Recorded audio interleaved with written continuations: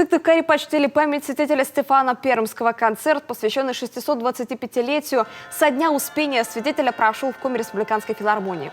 Стефан Пермский проповедовал христианство в землях Коми. В результате его деятельности Московская Русь стала полиэтническо-христианской страной.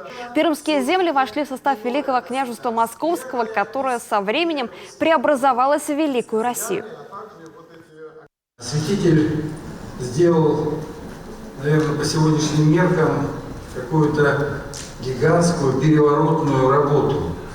Он первым проповедовал христианство на земле коми-зырян и создал первую коми-азбуку.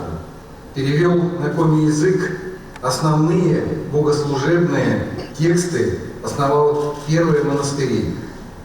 И его наследие всегда будет значимым отныне и до веку, и на многие века значимым для нашей республики. В концерте задействовали почти весь состав Коми Республиканской филармонии. Зрители услышали духовные песнопения в исполнении хора «Осякы». В сопровождении ансамбля народной музыки «Зарни Юль» солисты филармонии исполнили произведения коми-композиторов. Была и классическая музыка от ансамбля «Вдохновение».